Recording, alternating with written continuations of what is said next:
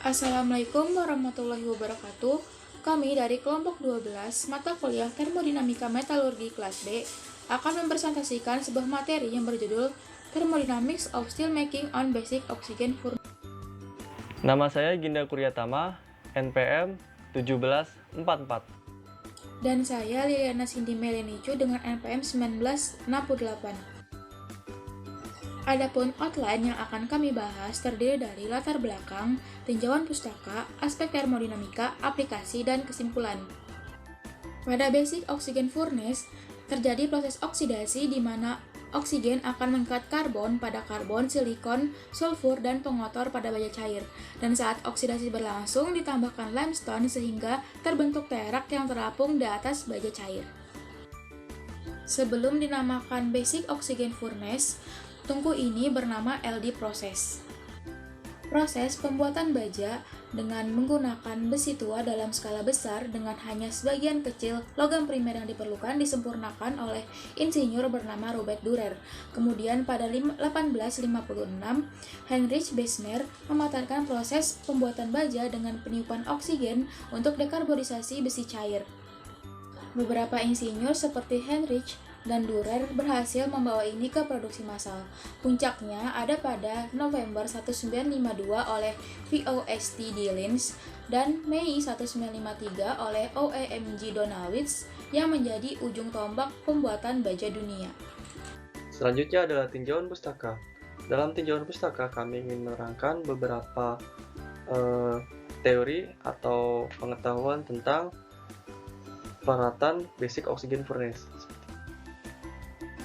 Yang pertama, kita ingin mengetahui di mana sih peralatan basic oxygen furnace digunakan untuk memproduksi baja atau dalam bentuk slab, bloom, atau billets. Raw material atau iron ore yang sudah dicampur dengan limestone dan juga kokas kemudian dimasukkan ke dalam blast furnace, kemudian dilebur, direduksi secara langsung. Setelah itu hasilnya pig iron yang sudah dipisahkan dari slag akan masuk ke basic oxygen furnace. Nah, ini dia konstruksi dari basic oxygen furnace. Dapat dilihat pada slide. Ini ada oxygen lens atau pipa yang menginjeksikan oksigen, kemudian ada water cooled-nya juga untuk mendinginkan pipa yang berisi oksigen akan menghembuskan oksigen. Kemudian ini ada exhaust atau untuk keluarnya gas. Ini ada refractory lining, kemudian ini ada tap hole untuk mengeluarkan slag dan juga produk dari basic oxygen furnace. Oh ya, perlu diketahui untuk peralatan basic oxygen furnace dapat terdiri dari top blown atau penginjeksian dari atas, bottom blown penginjeksian dari bawah oksigennya, dan juga mix atau campuran dari keduanya, dari atas dan juga dari bawah, top blown dan juga bottom blown. Untuk bahan baku basic oxygen furnace yaitu terdiri dari 80% pig iron atau molten iron yang dihasilkan dari blast furnace, kemudian ditambahkan dengan 10-20% steel scrap. Nah, ini dia siklus operasi basic oxygen furnace.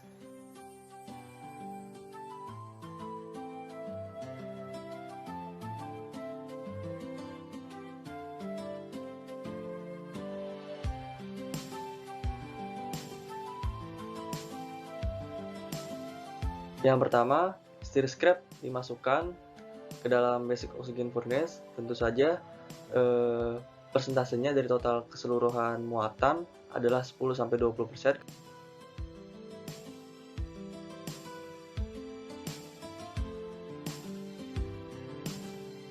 Kemudian kita memasukkan charging hot metal atau pig iron.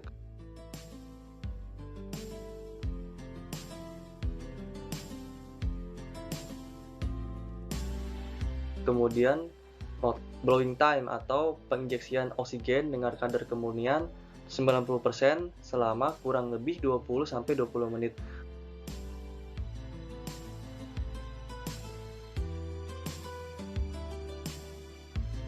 Kemudian setelah itu kita sampling untuk menganalisa kadar unsur-unsur yang sudah berkurang karena terjadi reaksi-reaksi oksidasi pada saat blowing time. Selama 2 menit samplingnya, kemudian ditambahkan unsur-unsur paduan jika dirasa kurang, dan juga sekaligus dilakukannya tapping untuk produk BOF atau molten iron. Nah, tapping ini berlangsung selama 5 menit dan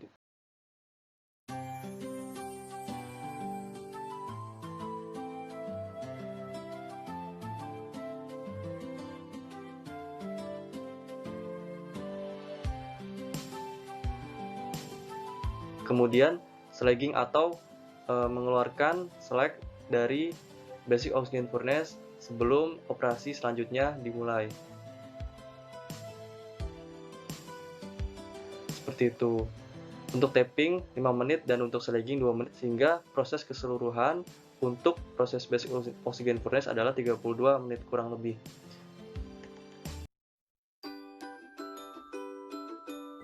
Pada bagian aspek termodinamika, ada beberapa reaksi yang terjadi di dua tempat.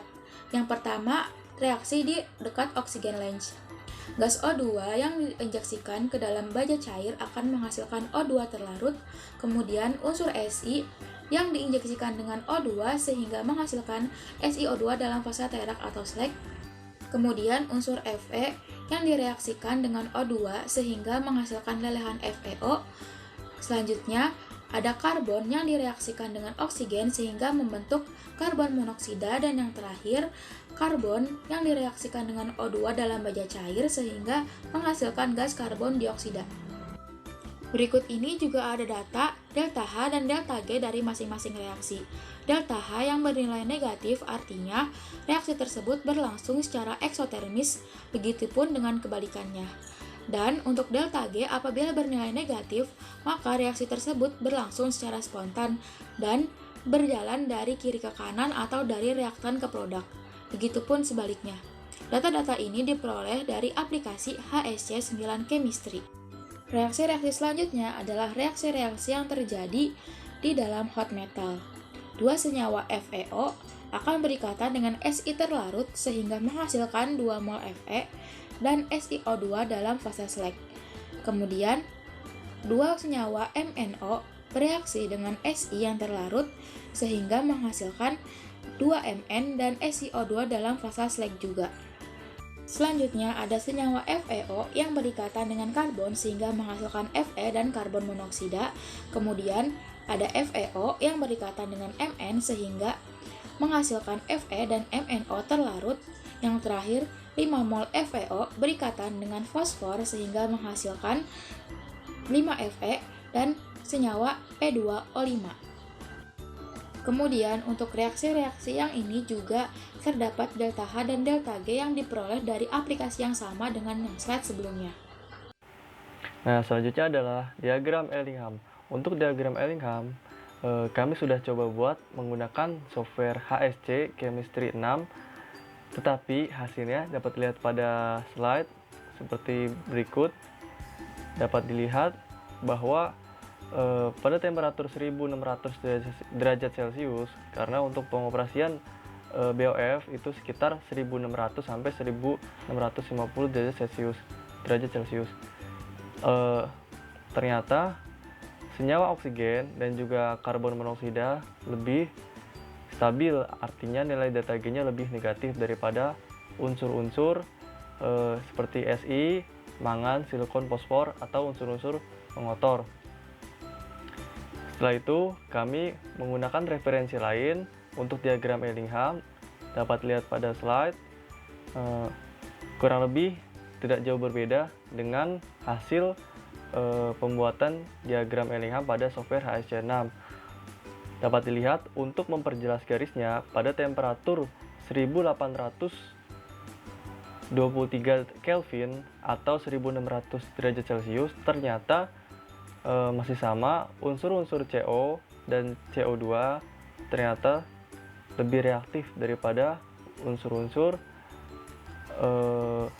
seperti unsur-unsur pengotor seperti Si, mangan, silikon, fosfor, karbon, dan lain sebagainya. Dan juga unsur oksigen akan mengikat atau berikatan dengan unsur-unsur tersebut membentuk slag. Selain diagram Ellingham, kita juga menyematkan diagram Tanner untuk sistem kesetimbangan truk.